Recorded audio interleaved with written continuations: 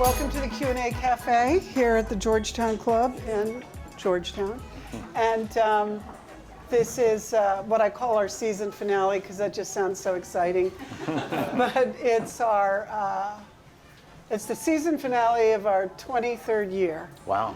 And we'll be back in the fall. And yes, I'll do some politics, but fortunately there'll only be a couple of months and then this phase of whatever we're going through will be over.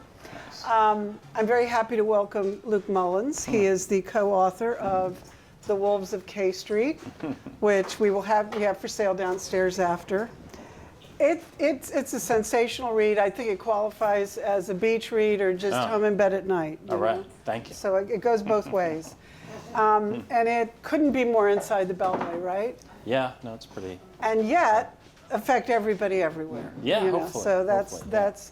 I don't know how many of you are aware, because it ties into the whole subject of lobbying, that Hunter Biden was just found guilty on all 3 counts. Oh, is that right? You have phones, so you probably know that. And he was many things, but I mean, he had many different roles, but one of them was as a lobbyist. That's true, yeah. And you rank all kinds, you in a way, you rank the lobbyists or the most notorious lobbyists. And we'll get to the rest of them. But do you think Hunter qualifies as a notorious lobbyist, or is he in another category? Yeah, I don't know if his notoriety is from lobbying necessarily. Some of the Ukraine stuff, which wasn't lobbying, but was certainly probably, influence peddling to an extent. No. I don't know if I would put him up there with some of our guys. Some of his, some of the others. Yeah. Well, before we get started on the book, I want to put a little step back a little bit, because Luke and I actually go way back. We actually have professional history and personal history, friends. Can I tell the story of how you met your wife? Oh, I was just thinking that. Yeah, you were around for that. Because well, Luke and I worked together at Washingtonian magazine, and it was a great time to be there. It was like just this great moment in Washington. Garrett Graff, who you may have seen here, was our editor. Yeah. And but Luke was over at my house one night with Shane Harris, who has also been here on the show, and my son. And he was deciding whether to go on one of the dating apps. Right. And we were all there provoking him, including my son. And so we started staging his posting on the dating app. Yeah. My son told him he should take off his wedding ring because he was now divorced. That doesn't go over well when you're trying to get a date. And then Shane's husband said, you should hold Carol's dog because having a dog in your arm will make you look really lovable. And it was a little Bichon Frise, so exceedingly lovable. And Shane wrote the copy. And while we were all sitting at my house having dinner, we posted it. He got a swipe. Right. Met her later, and then they eventually got married. So I just want to, I love telling that story. I think our group could hire ourselves out. That's the only one we staged. And she had been on the apps for longer, and apparently had way worse experiences. Apparently, as you might imagine, as a woman on those things. And as I understand it, they're kind of in decline now. Oh, is that right? Well, because everybody's gone out with everybody. Yeah, that's true. So they have to go back to meeting organically. But there were a couple of stories too that you and I kind of, you had the byline, but we kind of collaborated on a little bit. Sure. And one of them, very interesting to Georgetown, was the whole issue of Mark Ine buying Katharine Graham's house and wanting to renovate it to more of a livable home. And I think, and there's still nothing. I was just going to say, do you know? I think it's not resolved. I don't know if that's the reason why. Although I would. It was the Kafritz family who they shared a driveway. A number of objections over the. It was the old Georgetown board. Is that the commission? Oh my God! Remember, we went up to the pension building and looked at all the original plans of the house and went to the house and. But I think the house remains vacant. Yeah. And except for a party every year for the White House correspondents. Yeah. That's a lot of investment in a party house. Definitely. Yeah, I thought you because people ask me every now and then. Yeah. Was that because Mr. Kafritz died? Oh, I didn't know that. Okay. I believe. Tell me if I'm wrong. Yeah, okay. And so I don't know if that. I don't either. But Yeah. Well, story to look into. It didn't help. Yeah.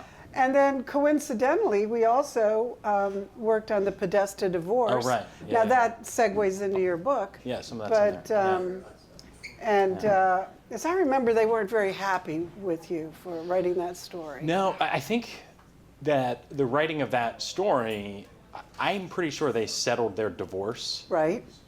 they wanted to settle their divorce before the story came out. Yeah. So they settled their divorce. There was like a couple of days left. So I remember that being part I of just it. remember it being a hot, fun day at Washingtonian. Oh, right. Yeah, Because I because remember there was... we were in the crosshairs. Yeah, exactly. There And, were some internal issues but, as you well. know, that makes journalism fun sometimes. Right. Well, I can only imagine then what they've done about this book. Yeah. No, it's been interesting. Yeah? Is there anything you can share? Well, I mean, the feedback that was sort of the most aggressive was directed towards my brother. As one of the guys that we write about is a guy named Jim Kordovich, who is a partner with another one of our characters, and they're sort of younger. They were a younger generation of lobbyists. And he was, I mean, I'll just pull the quote out from you, but It's your book. You could find it. yeah, I do know where it is. You know, I had never heard really of Kordovich until your book, which makes me feel like the most uninformed person in Washington because clearly he's very well known. Yeah.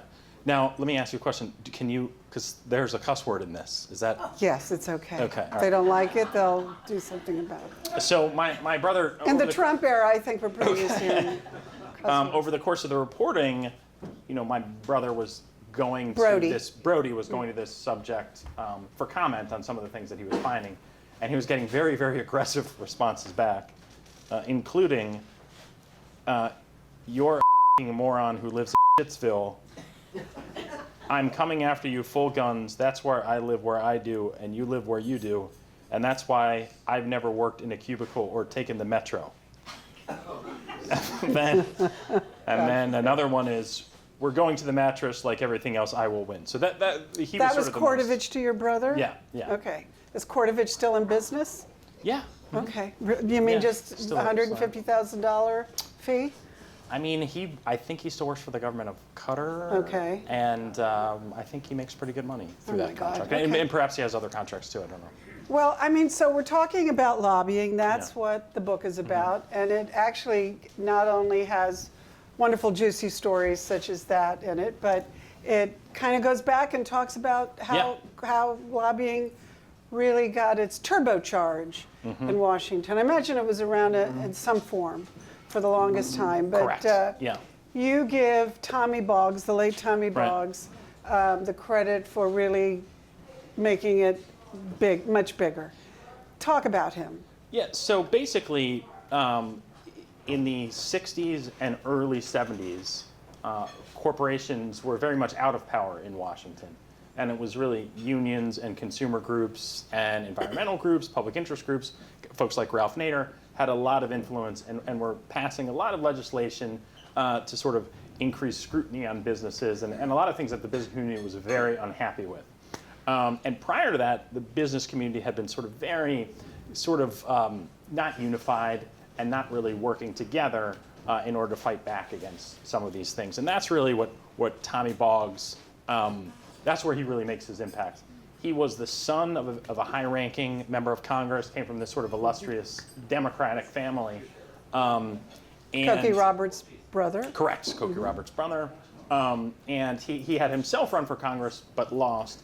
Ended up really making his mark as a lobbyist and was basically able to use all of the connections, you know, from his family growing up in order to kind of, you know, help unify the business community at this very critical period, and helps the sort of pro-business lobby really fight back against all of these. Would you call him like the first powerhouse lobbyist? So we think of him as sort of it's debatable sort of Yeah, who is. well, other lobbyists will Correct, debate. correct. But it's sort of the one of the most important and influential early sort of lawyer lobbyists. Yeah. And he's kind of your traditional kind of fat cat insider, right? Like, cigars, smoke-filled rooms, that sort of stuff. But he didn't have any scandals. No, he didn't. No. Because some of the other characters. Very few personal scandals. Right. Yeah, there was some involving the firm, but him directly, no, he doesn't. Who would you say was his successor? So, well, it depends on what you mean by Well, in that. terms of power. Power. I would say this would be Tony Podesta, because again, he's another Democrat. And what was interesting between the two of them, one of the big things that our book is about the transition of the way lobbying is practiced. Whereas in the early days, in the 70s, guys like Tommy Boggs were meeting directly with members of Congress, sort of traditional insider Different federal access. regulations, different IRS regulations. Right. Yeah. Different congressional ethics regulations. Right. But then over time, lobbyists or the lobbying industry moves away from sort of direct lobbying to a different form of lobbying that's known as outside influence. And the goal there is not to directly reach out to a member of Congress, but to get to their voters.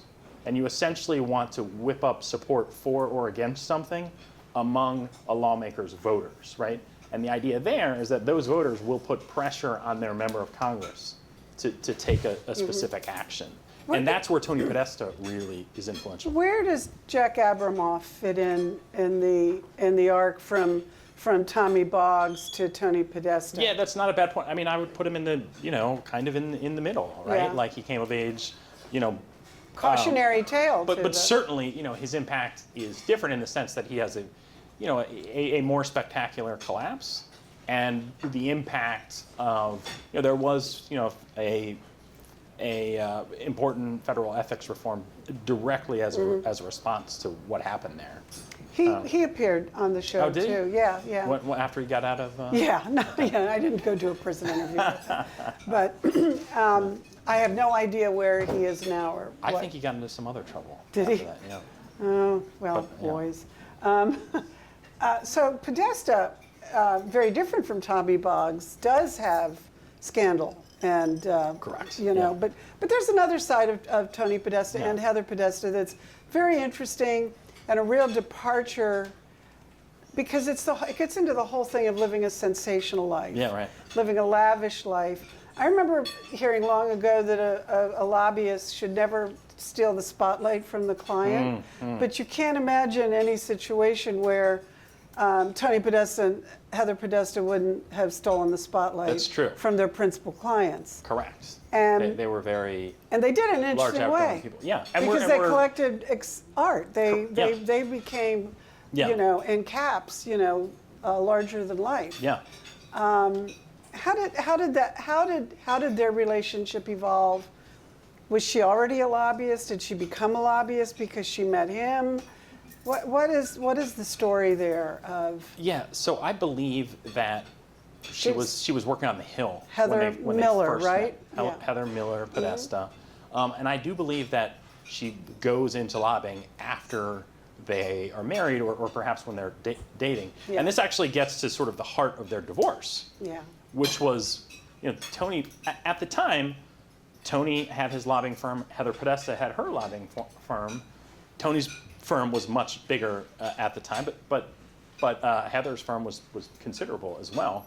And in the divorce filing, Tony is really vicious, basically saying to Heather, I made your lobbying career.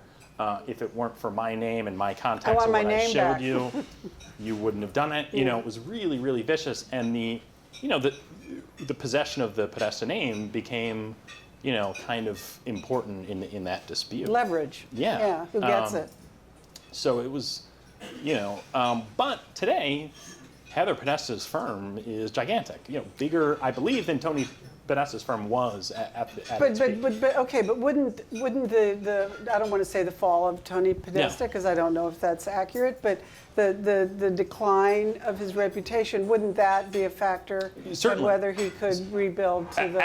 Absolutely, but I'm just saying, that was a $50 million firm at Yeah. its peak, and again, I haven't checked the latest filings, but she is in that neighborhood, and for all of the nasty things that he was saying about her during the divorce, that's it's surprising to that she has in fact gone on and run this large and successful company.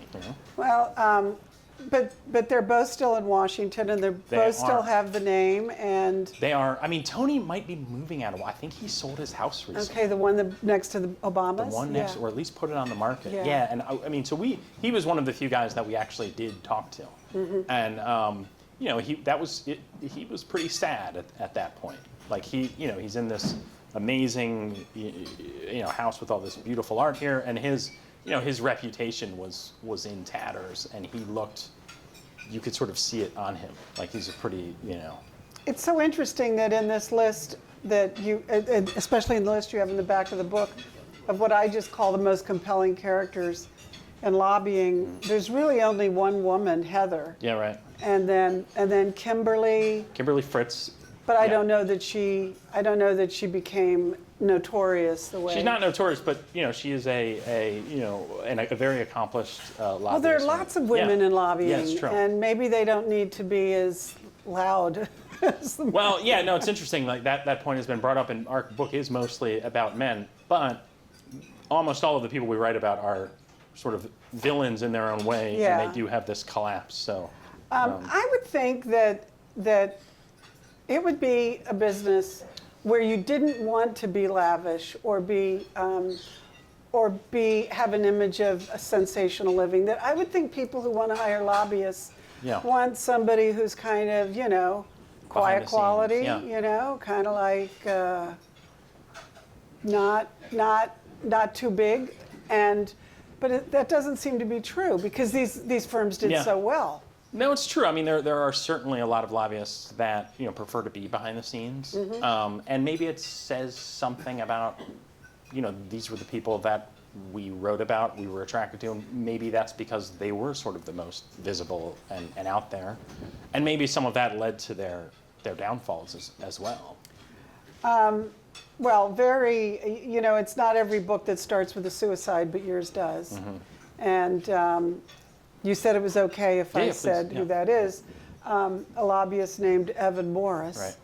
And you don't reveal his death until much later in the book, but there's a whole arc to his story too. Can you give us some of the? Sure. He was someone else who was new to me, so I was very interested to read about him. Yeah, he was a younger guy, and basically he was he was a protege of Tommy Boggs. Tommy Boggs was this big, well-known Democratic lobbyist. Evan Morris was a younger lobbyist who really sort of dreamed about making it big. He wanted to be Tommy Boggs, and one of the things that he developed an expertise at was this sort of outside influence lobbying, right? Where again, you're not going directly to a member of Congress, but you're trying to get their voters activated about something. And so one of the things that he did, he worked for a pharmaceutical company called Genentech, and very well known. at the time it was Roche. Yeah. So at this time he's working for a company called Roche. They produce a drug called Tamiflu, which at the time was one of the only ways you could address avian bird flu. This is in 2005. He was trying to pressure the government to create a stockpile of antiviral drugs and fill that stockpile with his company's product. So in order to do that, at the time... Seems partly honorable. Well, it's interesting. After COVID, it does, right? Just saying, I mean...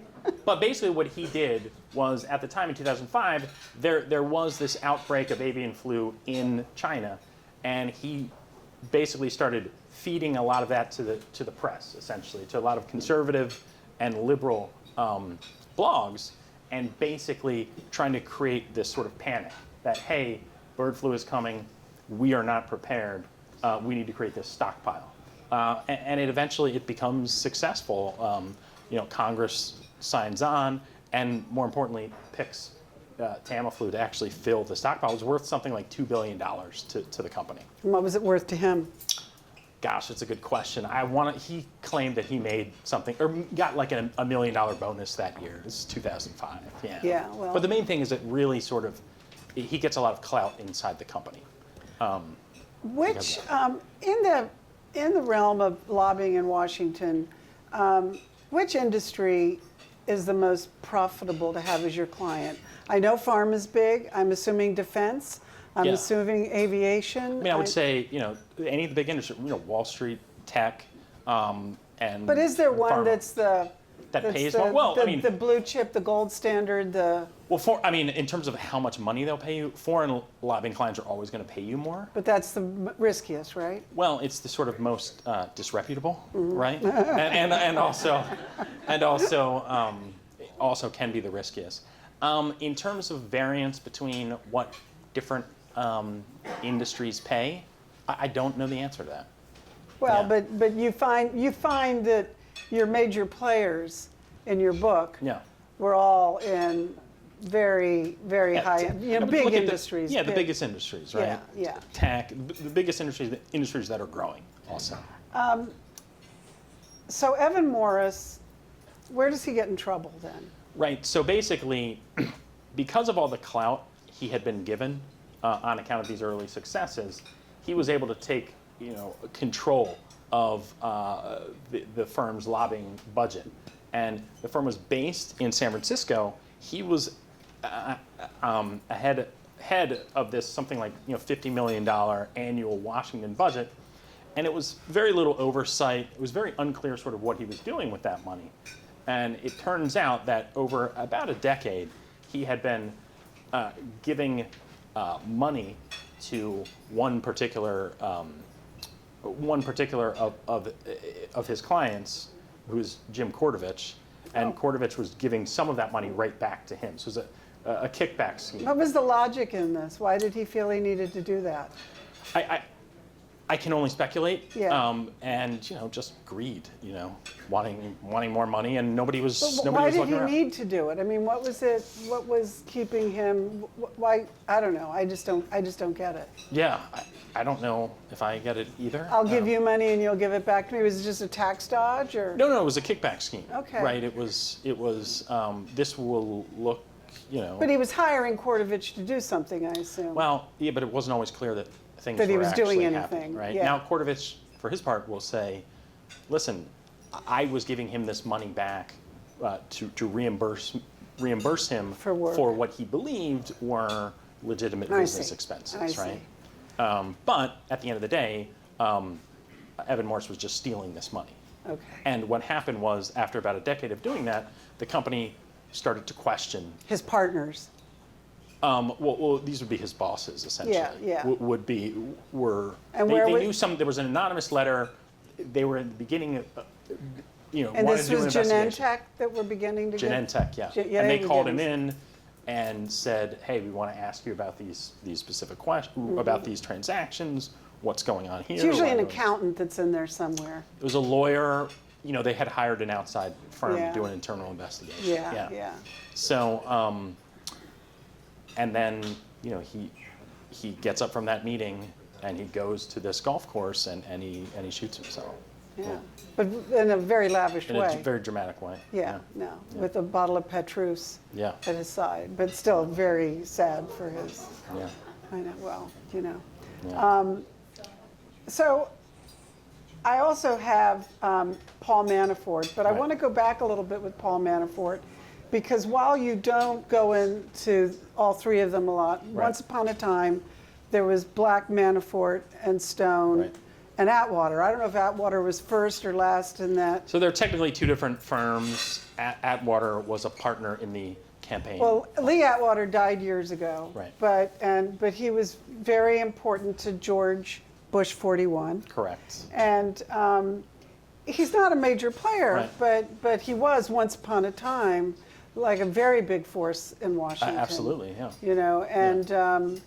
And so did he start the first firm and bring in Manafort? And No, it's really Paul Manafort, Charlie Black, and Roger Stone start this lobbying firm. Yeah. But they also start a separate campaign consulting firm, and Lee Atwater was a part of that firm. Lee Atwater, he's also a social friend of theirs. The four of them, had sort of worked together on a lot of different campaigns. So they were kind of a crew, and Manafort was probably the most dynamic. I would because the Roger Stone of then isn't like the Roger Stone of now. Right. I mean, maybe the underpinnings were there to become the Roger Stone of now, but I just remember him well back then as kind of a nerdy, driven guy. And well, you're too young to have known him back then. Right. But and Lee Atwater seemed much more of a huge force to me. But Yeah. I never could have at that point in time Yeah. forecast that Roger Stone would end up becoming the Roger Stone he is now. But then you can say that about so many people in Washington. Right. You It's true. watch their evolution. But it seemed to me that Charlie Black was the least comfortable with the way that Manafort and Stone were going. Yeah, that's probably true. I mean, he was Charlie Black was viewed as kind of like the adult, and the rest of them were just kind of running around. Going after whatever they could go after and making bank. Right. But and which is nothing wrong with that. But, right. But they were more willing. My sense is they were much more willing to break rules than Charlie Black was. And so they all went their separate ways. Yeah, but I mean, Charlie Black's still in D.C. Oh yeah, he's not lobbying anymore. But yeah, when I was still with Hardball with Chris Matthews, the election 8 years ago, he would come on sometimes to talk. Yeah. And then also, I did a lot with Paul Manafort then as a journalist. Okay. Right. Yeah. And because he was then chairman of the Trump campaign. Right. Yeah. But before we get to Manafort and Trump and all that, Manafort goes out on his own, right? He's not with a firm, or is he with a firm? In what period? Well, after after all that stuff. Yeah, he kind of leaves Washington and goes out into the sort of more lucrative world of international. Right, that's where he gets in consulting. trouble. And he starts working in Ukraine, and he starts working for a political party that was sort of a pro-Russian political party, and he gets the president elected, and he becomes just hugely influential in Ukraine. But he's able to walk on to the Trump presidential campaign without any of that being an issue yet. I mean, there are always whisperings in Washington, and people were like, Paul Manafort? Well, I mean, he uses it to his advantage. He basically says... Trump was impressed? Well, Paul Manafort basically says, I am not a part of the Democratic establishment, which is true for this period of time where he had essentially been exiled from the the Republican establishment, right? Yeah. So he kind of turns it around and says, I'm not tied to these guys. Yeah. I'm an outsider like you. He also offered to work for free, which, and the other thing too is that Paul Manafort's, he is a genuine, once in a generation talent at sort of convention organizing fights, a convention, right? yeah. And it was, and Trump needed that. At that time, it looked like that's what was going to happen. Yeah. So he actually had value there. I think it was also viewed too at that time as a revitalization of Paul Manafort, that certainly rehabilitated him in the political world. Yeah, I mean that's I believe how he viewed it, right? Yeah. Like his life was really collapsing prior to this. He had no idea then of what was to come. Correct. I mean, he had made something like $60 million in Ukraine, but his benefactor had been thrown out of power. At the same time, his wife found out that he had been cheating on her, and so his life is really genuinely collapsing around him, and that's when he's able to get onto the Trump campaign, and that really does revitalize him until he has this unrelated collapse. Yeah, right. Right. That goes back to his, prior actions as a lobbyist. Correct. So it comes back to. Yeah. And the way the Manafort story then goes is he he's indicted, he's found guilty, he goes to prison. Trump pardons him, Yes. and then he almost got back into it just now with the current campaign, but then Yeah, but I mean, I think that if Trump wins, Paul Manafort will be the most powerful lobbyist in Washington. okay, well, we're getting a little bit All right, ahead, okay, but let's fine. go. No, but let's go there because I jump all around as it is. Okay.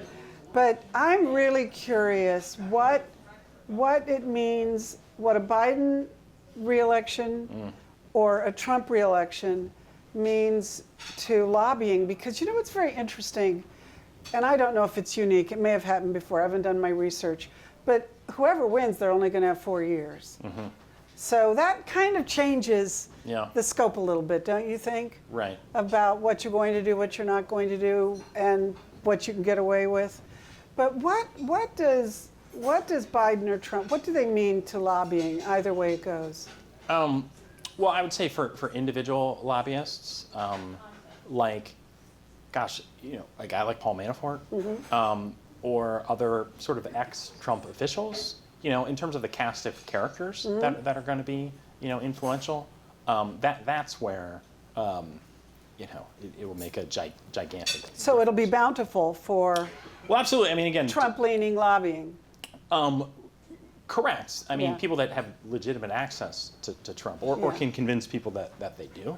And again, somebody like Paul Manafort, who went to prison for, you know. But can you still lobby after that, or does a pardon make you That's whole again? That's a good question. Because I thought you couldn't, but I don't know. You know, I don't know the answer either, but I imagine that. Sounds like the whole room, we have a whole room of lobbyists here, probably, and they probably all know. Well, again, even if you're not technically lobbying, you can. You can find other ways of. You can consult. peddling or you can do influence. This. Yeah, exactly. Yeah, no. Right? So either way. Has the Biden administration been good for the lobbying industry? Yeah, I mean, generally, yes, right? There's been, I mean, you know, so antitrust has been a big issue. I mean, Biden, we are in this sort of moment of populism where both Republicans and Democrats appear to be far more willing, you know, to, you know, go after some of these big companies with antitrust investigations. And so things like that, you know, really employ a lot of lobbyists as well. The Obama years were not good for lobbying, though, I don't think, were they? They were less good. Well, certainly healthcare. I mean, that was a Yeah, monster, you know. So I don't know if that's the case. I mean, one thing that we did see during the Obama years was that a lot of, because we had passed these ethics reforms, and what happened during the Obama years was a lot of lobbyists sort of deregistered as lobbyists and started acting as, you know, consultants or sort of taking some other title that isn't technically lobbying but is influencing policy. So that was one of the big trends we saw, you know, during the Obama years. Having no lobbying industry would be a gigantic loss for Washington. It would. I mean, it would hurt so many other adjacent businesses. That's true. That it's just it's as vital a part of the city, it seems to me, as Congress, the White House, journalism, the law. It's actually part of the law, I suppose, because a lot of lobbyists are lawyers anyway. It's you true. know. I mean, the economic impact in the DC area is quite substantial. So the whole concept of draining the swamp has always been kind of just a fun phrase, because it's never going to happen. I agree, yeah. I mean, one thing is, you know, we want lobbyists to be talking to the government. If we want to figure out how our economy should be running, we want the banking industry to talk to the government about how, you know, how the banking industry should be regulated. The issue is that this sort of dynamic of power between, you know, corporate interests and consumer interests has gotten so sort of dangerously out of whack. Yeah, I think there is a part where you write,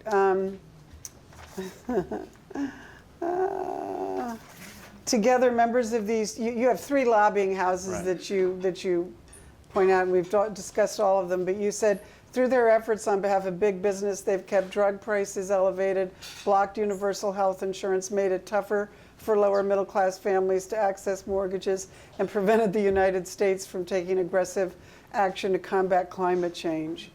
And you're talking about Tommy Boggs, Black, Manafort, and Stone, and Podesta.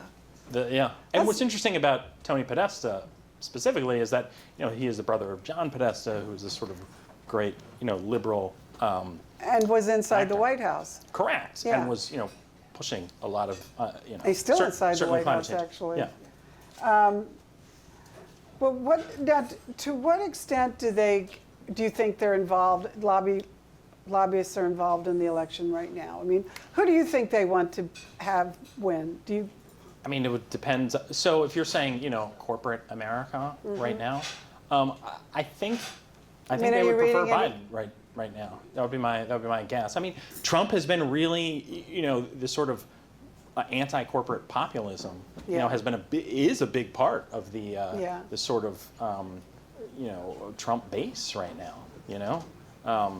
and there's been a real split between sort of the traditional, Reagan pro-business conservatives and the sort of right-wing populism, which a lot of that is an attack on CEOs and corporate America.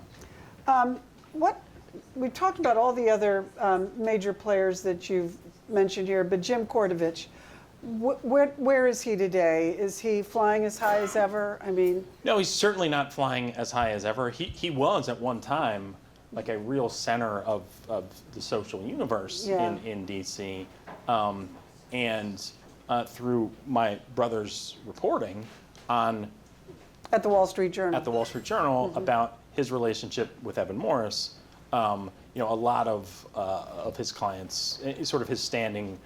So they got knocked down together, basically. Well, I mean, Evan Morris passed. No, right? but yes, his way of handling it was suicide. But correct. Kortovich did he face any repercussions? No, he was investigated, but at the end of the day, it was very hard to make a case when the only other witness had passed, right? And Kortovich's claim. So his reputation was correct. hurt more than anything. Right, and Kortovich has always denied wrongdoing and said, "Hey, it is true that I gave money back to Evan Morris, but I did so believing that these were legitimate business reimbursements." But yeah, I believe that today, at least the last that we heard, he's still doing. He's a foreign influence peddler essentially, and that's you can make good money there. Chiron, but so have you had any blowback generally to the book? I mean, did you interview everybody who's a central player? And no, we weren't. I mean, some of them, a good portion of them had passed. Yeah. And then we were able to talk to Tony Podesta, but he was the only sort of main character that engaged with us on this. Yeah. Well, it's very interesting. You're two investigative journalists and your brothers. How did two investigative journalists come out of the same family, and are you often competing with each other? Or do you say, well, I'm investigating this story, back off, and you can have the next one? I mean, how does that work out? I mean, I don't feel like we've ever been competing on the same story. We worked at different You're outlets. at Politico now? Now I'm at Politico. He's at the Journal. So no, we've never been like. But a competing scoop's on a the same scoop, story. everybody. I'm willing to compete with him, and I'm sure he's willing to compete with me. It just hasn't, Okay, you all know. right. And then doing the book was great fun. Yeah. Working with him, yeah. What do you think you want to look into now, or what are you looking into? So we've talked a lot about the antitrust movement, right? Which we felt, our book is sort of about the rise of corporate power, and then now we're in this sort of weird phase where, because businesses or the corporate America is sort of under attack by both the right and the left. Corporations in Washington are losing power relative to the power that they did have, right? And the most sort of the best example of that is this antitrust movement, which is where the government comes in and tries to break up your company. It's sort of the most aggressive thing that a government can do. And for many years, we had a very lax antitrust policy where at least lacks enforcement. So we weren't really challenging a lot of these big companies. And now on the left and the right, for different reasons, there's been a push to start, taking on some of these mergers. So we're seeing that now. And initially we thought that would be a good place to end the book. But we had just been working on it for so long. We were like, let's just move on. How do you make that general? I hate to use the term sexy because. No, I agree. But I mean, how do you make it compelling for the reader? broad No, I audience? get it. It's hard. You hear we don't really know. antitrust and you go. It's so true. Right. Yeah. That's a challenge, right? I don't think we've quite. I'm sure your publisher will guide you. But yeah. Last but not least, you did a lot of reporting on the January 6th insurrection. And have you stayed with it? Do you continue to report on it, on the cases? No, I haven't been following lately that closely. Because have you been following any of the current political campaign? Is there any piece of it that you're reporting on? You talking about the the Trump? Presidential race. Yeah, a little bit. Well, you know? come on, you're investigative journalist. You're also secretive. Well, I don't. Yeah, we can give it. You can show us a little ankle. No, I'm not doing a campaign story at this. At this time. Yeah. At this time. Are there any stories that are happening in local Washington since you once were a Washingtonian reporter that if you were still back reporting on the local scene that you'd want to jump into? God, that's a good question.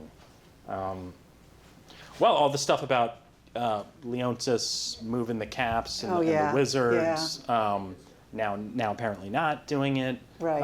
And then, there was some talk about him potentially wanting to buy the Nationals. Yeah. Which in the past, had the Caps and Wizards things not happened, I would have been supportive of. Yeah. But now I do think wow, having one guy if one guy's in control of those three franchises, there's a lot of damage they can do, if they want to move people around. What are the chances of that happening? It seems unlikely. The Nationals aren't on the block right now. I mean, I think they kind of are. Kind of are? They were on the block, then they're not. But I think, I think that just means they haven't got the money that they wanted, Okay. So all that stuff is interesting to me. Yeah. Well, Luke, I love talking to you. I will say this about Luke. He's a man of few words, but there are many words in the book. So it's a, investigative journalist. They just don't want you to know what they know. And that's okay, because then they eventually tell us everything we need to know. Wonderful to have you as a guest here. Thank you. Wonderful to have all of you here. Hope to see you in the fall. And happy summer. Take care. All right. Thank you. Bye. Thank you. Thank you. Thanks. Thank you.